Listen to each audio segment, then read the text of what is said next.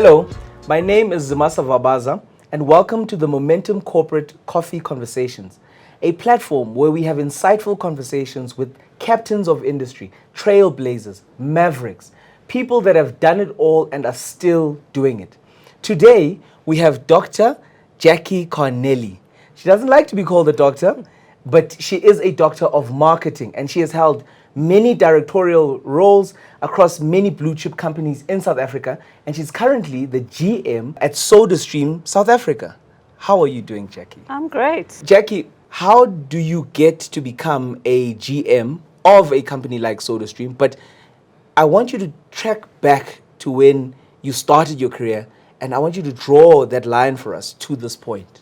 Well, it's an interesting kind of thing to think about because I've had a couple of chapters in my in my career. I started out in insights, which is research and really understanding consumers, and then I went into branding and brand marketing. And to be honest, I actually never thought I would do that. I thought I'm going to be staying in research for my whole life. And somehow I found myself in marketing, doing branding, being a brand manager. And then from there, sort of built up my career as a marketing person. And I found marketing really interesting because it's about how do you package things, how do you sell stuff to people, but it's really lots of fun as well. So you get to have the fun stuff too. And then, I had my kind of third chapter, if you like, has been general management. I always thought, as a marketer, you're so much part of part of an organization, and I didn't realize what a big jump that would be from doing marketing to managing a whole little business.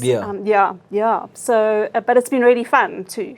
But I wanna go back to that point where you moved from varsity to that first job, and I want you to link this to some of the money decisions you made around that time, and what lessons did you learn about money, about yourself, and your attitude towards money? That's a great question. I mean, I remember, like it was yesterday, sitting in in the interview for my first job, and I was so excited because it was my first paycheck, and it seemed like such a lot of money. And I will be honest with you, I had no thoughts whatsoever of saving 1 cent. I think the first thing I did at the time was go out and buy the most expensive pair of sunglasses I could find, which I think is a very bad financial decision. One should never do that. But, I think it's always been about you've got to enjoy your money, but then at the same time think ahead. And that's always quite a difficult balance to strike. Yeah, because, you work hard and you want to feel like you're getting something out of it. Otherwise, you sort of feel like you're squirreling stuff away and you never get the joy. You? Yeah, you sort of get the joy out of what you're doing. So it's been a journey. I think it's a journey of learning to strike that balance. And I don't know if I've even got to that point yet where I'm saying, okay, I'm saving enough. I always feel like I'm not saving enough. Yeah. You hear all these stories about people who save all this money. And you always got this anxiety. Oh, I don't know if it's enough. Do I have enough? Yeah.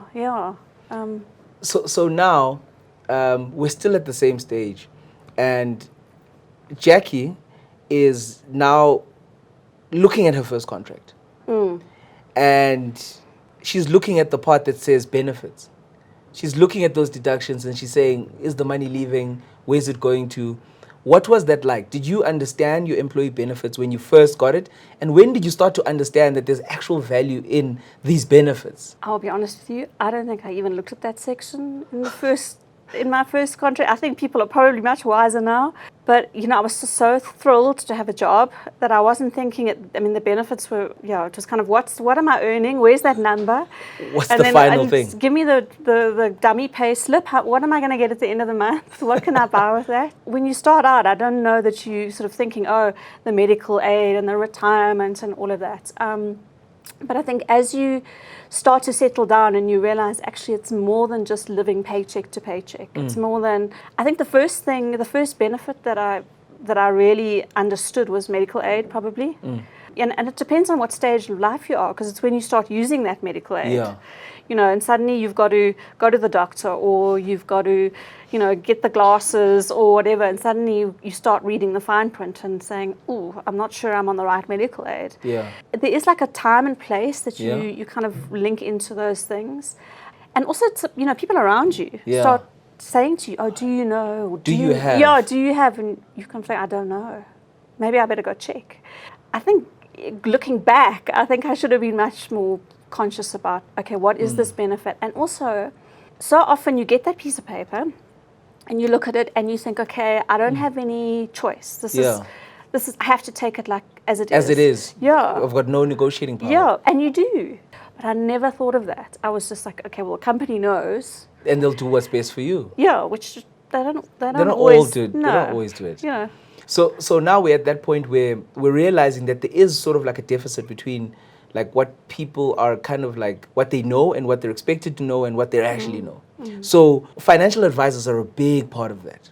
You know, I've kind of I've always been a bit nervous about financial advisors because I was always scared that, you know, they're going to try and sell me stuff. Something. Yeah, and can you actually trust them because are they trying to push what they think they can get the biggest commission out of? So I've been a bit nervous through the years. And what I've learned is you still got to keep your own head on your shoulders. So you've got to be very clear on what your goals are.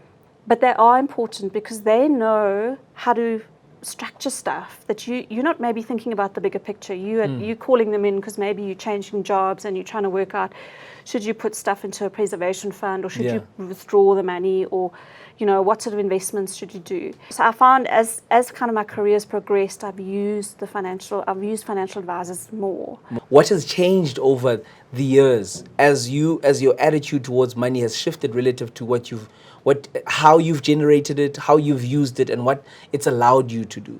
I mean, when I think about it, I really think money is a tool.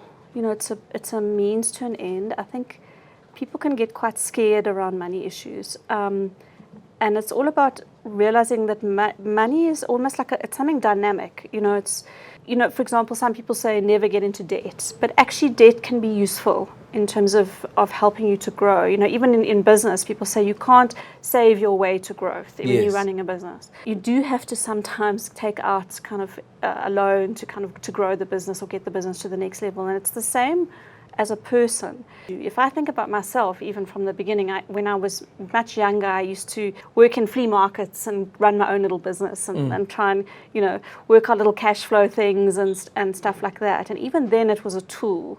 If you have education, and obviously I put a lot of emphasis on education, and you're willing to work hard, there's very little that can happen that's going to be a permanent mistake, if you like. So maybe you'll have money sometimes, and maybe you won't have money sometimes, but you've always got those skills which will help you to go and do something, to get kind up of again. start a side hustle or something. You know, planning is important as well, having some flexibility, and also know that you'll make mistakes. You will. But it's about how you, like you said, how you lift yourself up and how you learn. And if you didn't make a mistake, then you wouldn't actually ever learn something. So, you know, it's complicated, but I think it's all about having a positive trajectory and saying, okay, I'm moving forward. I'm going to fall on the wayside or whatever, but just I'm still keep moving forward. Yeah, just keep, you know, trying, keep standing up. That's actually so amazing. You've led me almost to the next sort of like point of discussion that I wanna bounce off you. The next phase. The wills, the trusts, the estate planning.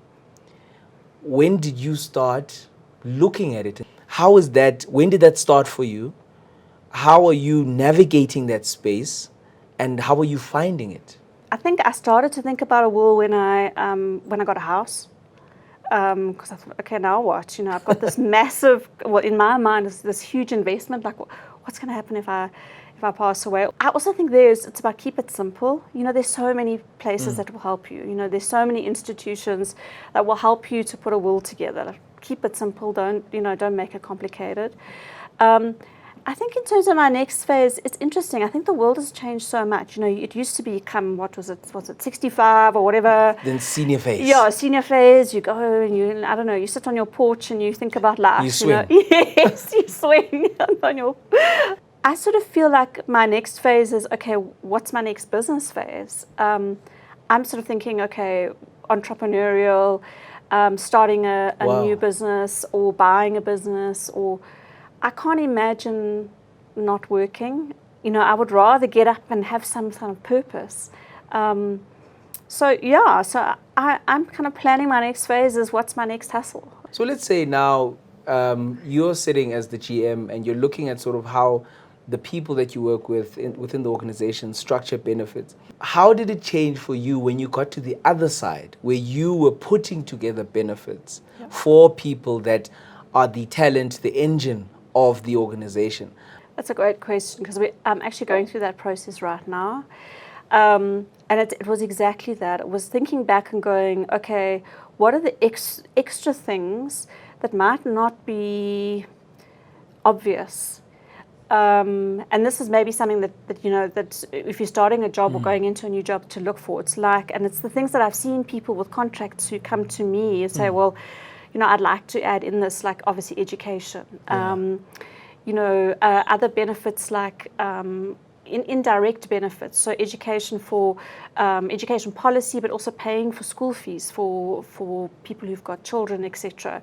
For me, what I've seen is it's a broader lifestyle thing now. So that's how I'm thinking about it as well, is yes, it's all the normal stuff, medical aid and life insurance and all of that, but then it's, how do I think of the people that are in my team as a holistic person with a holistic life? Because sometimes it's not about the salary. I mean, sometimes, especially with a company like ours, which is quite small, I can't always give the biggest salary, but if I'm clever, I can make someone really want to be part of the organization because I'm going to offer these other benefits. So what I'm really wanting to do is to say, okay, here's a whole lot of things that you could choose from. Instead of saying, oh, you have to take this. Do you want funeral policy, or do you want this, or do you want that? How can we work together to create something which works for you? Co-create the benefits. Yeah. Wow. Why not? It really doesn't cost me anything more, and I know it's going to make the person in my team happy. What are some of the things that you've done in your life that you could give and share to other people to enable their financial success? I grew up in a kind of a space, I suppose, maybe old school. You didn't talk about how much money you earned, and anytime anyone kind of spoke about secret. Yes, and anytime it's like, oh, don't tell anyone, even your family, etc. And I'm not saying that everybody's comfortable talking about it, but I think it is about having those conversations with people, finding safe places, whether it's articles online or I do a lot of that. I read a lot about what's happening. And you know what? I also don't understand everything. Podcasts, I love listening to podcasts because, you can listen to them in your own time. There's so many brilliant minds out there who can give you advice. Educating yourself, I think, is really important. It's a key. Yeah, it is the key. I think knowing what questions to ask, and it also helps your confidence. If you're going into a sort of a meeting with a financial advisor and you've got some idea of where you want to, kind of what you want to do. What you're going to be speaking about. Yeah, it's a different kind of conversation than if you go walk in and you totally don't know what you want to say. Having a goal, and it doesn't have to be a complicated goal, and it doesn't have to be, I want to be a billionaire, whatever. Just being clear on, what is it? Where do you want to end up? Like, what kind of life? What do you really want? Yeah, what kind of life do you want to lead?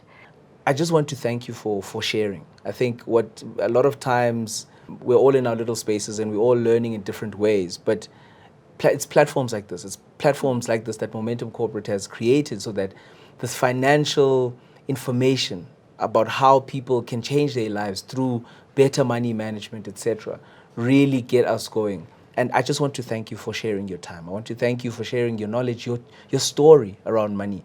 And for everybody who is watching this, I think what we really need to look at is how do we enable ourselves through information that is shared on platforms like this and even podcasts. Share this as far as wide as possible.